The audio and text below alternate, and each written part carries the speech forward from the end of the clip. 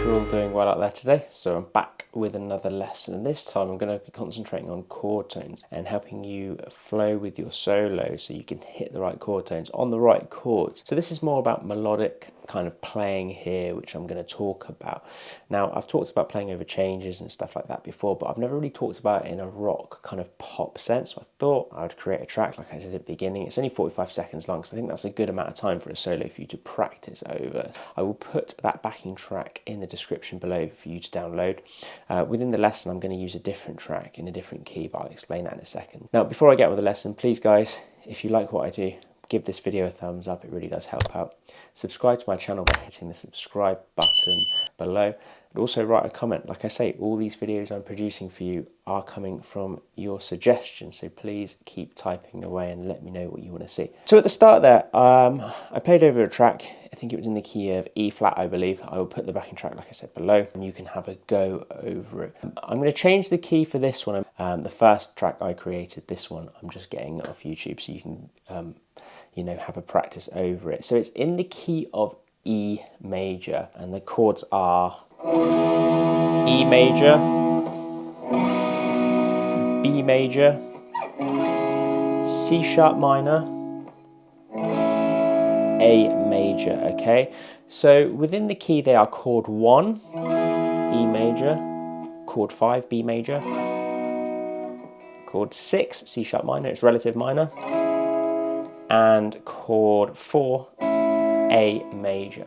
Now what happens with the generic backing track, okay, like this, is there's a scalic kind of approach where we just play scales and we're not really thinking about the chord tones over each chord. And this kind of gets overlooked, I think, in pop music, but I think if you really want to make your solo stand out and be melodic, landing on chord tones is really going to help you train your ear for one, and secondly, just make you stand out within solo. You don't have to be overcomplicated and it's going to sound really nice. So what do I mean when I say chord tones? It's quite simple. If I'm playing a chord, or the chord is in the background, I'm trying to hit the notes of that chord within my solo. So for example, this is in the key of E. Okay, it's a 1, 5, 6, 4, sorry. So over the E major, I'm really going to try and hit the notes of E major. Over the B major, I'm really going to hit the notes of B major. Over the C sharp minor, the notes of C sharp minor. Over A, the notes of A major. Okay, so I'm aiming for those tones. So over the first chord, it's a major chord, so I'm aiming for the major triads of E. Over the 5 chord, the B, I'm aiming for the major triads of B. Over the C sharp minor, I'm aiming for the minor triads of C sharp, and over the A, I'm trying to land on the major triads of A. So what is a major triad? So let's take the key of E that we're playing in. I take the first, the third, and the fifth of the chord I'm playing over, and that is my major triad. So in the key of E, this is my major scale. I take the 1, the 3, 5, and that is my major triad. Now I have to do the same with all the other chords, so let's just take the second chord here, B major. So if I know my B major scale, my B major triad, again, the formula is 1, 3, 5. So I take the first, the third, and the fifth. So with a key like this, or a backing track like this, it's quite generic, okay, but we can make it stand out, like I say, by hitting the chord tone. So let me just play over it first. I'm not going to think about chord tones, I'm just going to think about staying in key. So over this, guys, we can use C sharp minor pentatonic, and I'm just thinking E major, okay, so there's nothing crazy going on harmony-wise, I'm just thinking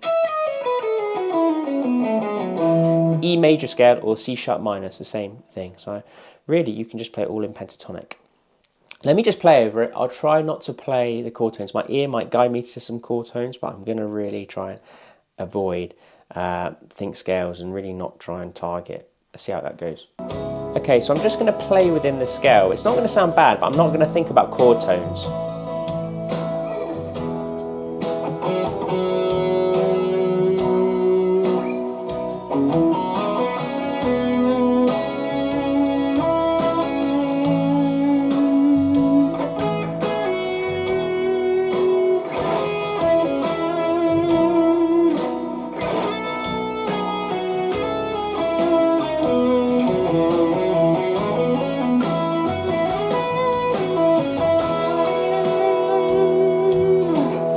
Okay, that's quite hard for me because I'm trying to avoid hitting the chord tones and my ear is trying to drag me to the ones I want to hit. And also I'm visually trying to erase them, but it's hard for me to do. So that's not how I'd usually play. But what we're going to try and do is we're going to stay in this key. So we know we're in E major.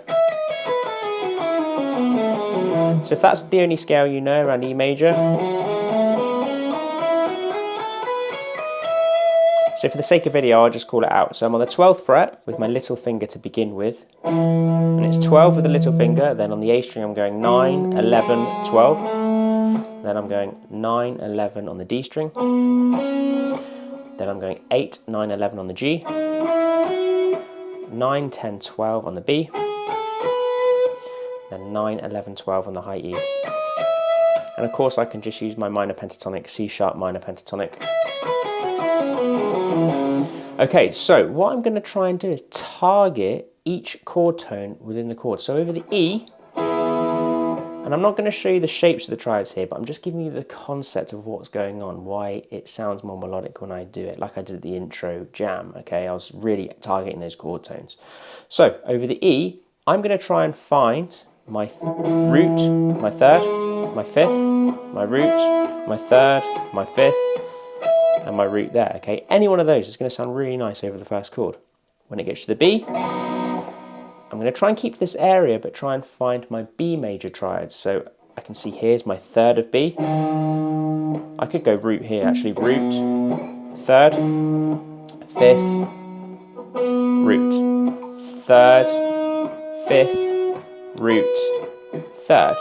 So I'm still in the E major scale here, guys. It's all diatonic, which is lush.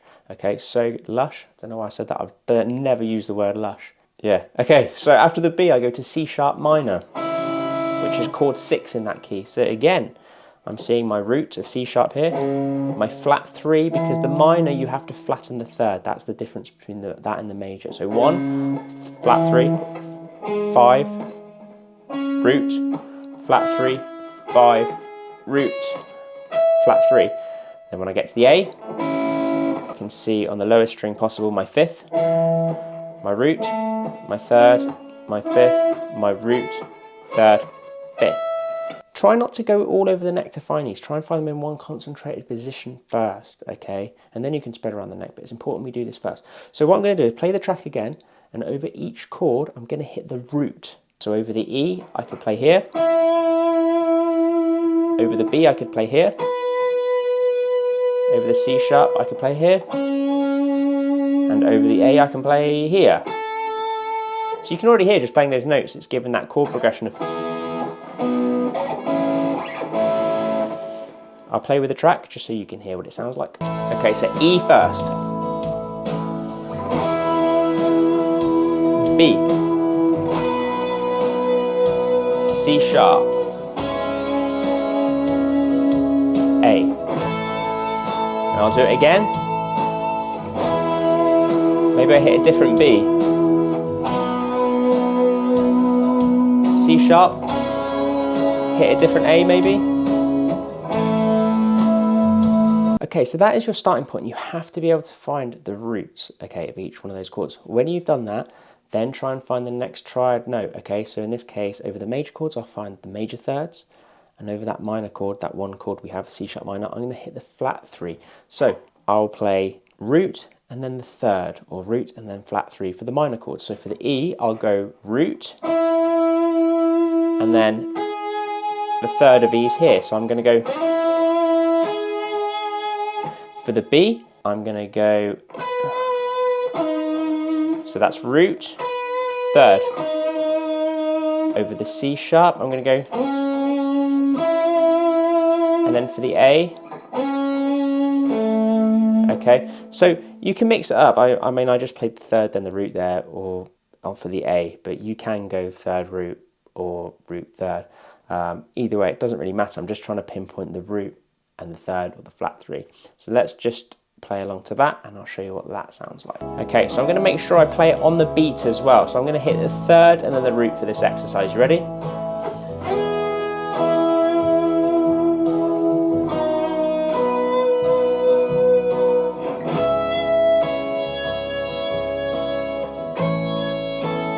And again.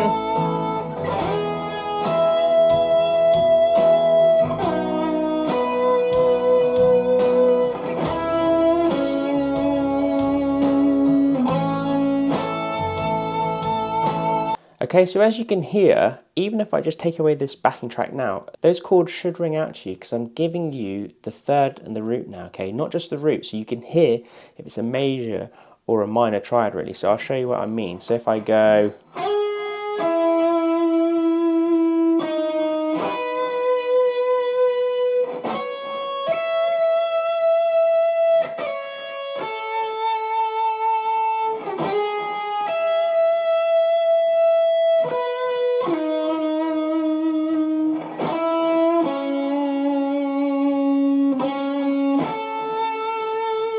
Super simple. I'm just picking out the chord tones of the chords I want to play over, and I'm knowing the diatonic key I want to play in, so I'm thinking E major scale, but it's all contained within that scale. So now, how do we glue it together? That is the big thing. So we've got a phrase around it as well, because we want our improvisations to sound like it's premeditated, right? So I think this is where the chord tone thing, if you can get this into your playing, it really does sound like it's pre-written and that you're meaning. It's just more impactful, I think, when you play. I'm not just running through scales, I'm really targeting notes here. And I think, like I said earlier, in jazz and fusion, I've talked about it in this context where you have to hit those chord tones and play over those changes. But this kind of stuff, it gets overlooked, and I think it's really important to keep it consistent over all styles. So what I'm going to do now is just try and glue it together and make it sound a bit more musical.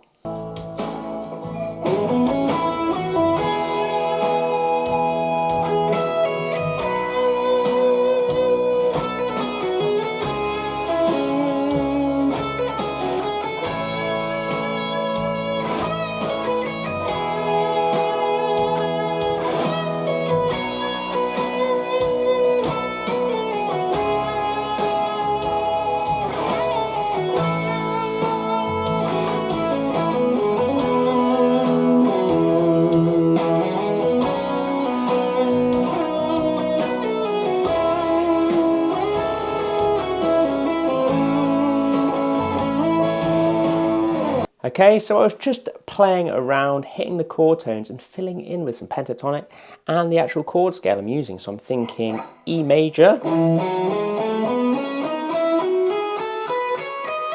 then filling in around with the chord tones. So over the E, I'm making sure I hit my third, my root, or my fifth, okay? So really be simple to start with. Try and think of like a nice hook to start with. So E,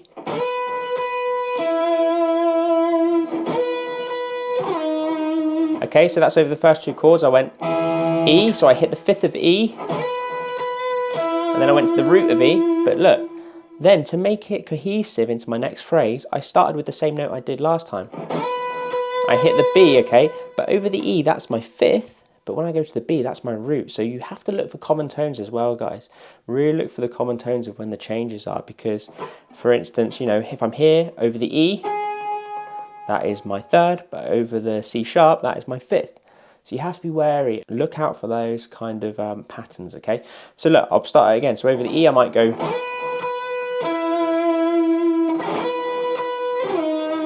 Okay, so that's the E and the B. I landed on my third of B there. Then over the C sharp, I might go...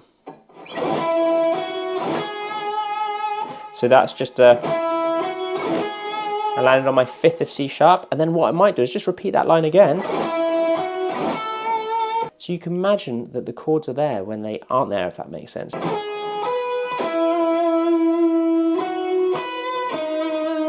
It's all about trial and error, guys, so I can really just pick it out. So over the first chord, I went third, fifth, root over the B.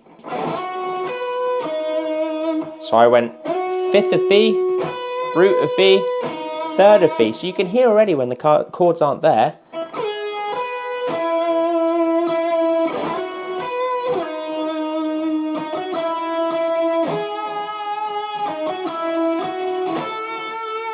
So the chord should be ringing out there, you can hear it.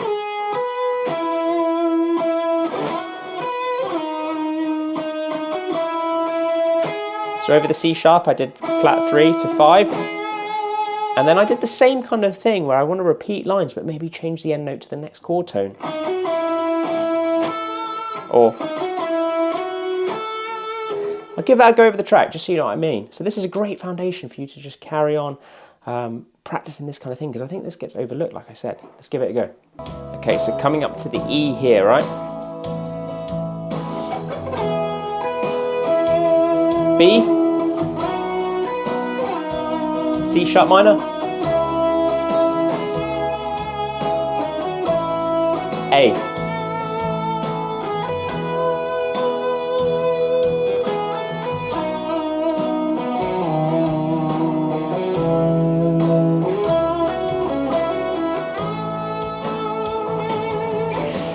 So we don't have to concentrate on hitting every chord tone, every chord, okay? Because it can just sound like you're trying too hard. So what I might do is hit over the first 3 chords, some chord tones. Over the last chord, where it's kind of building to that tension, I might do a run or put a fast little lick, or just, you know, play something a bit different, okay? So it's making what I've previously played make sense.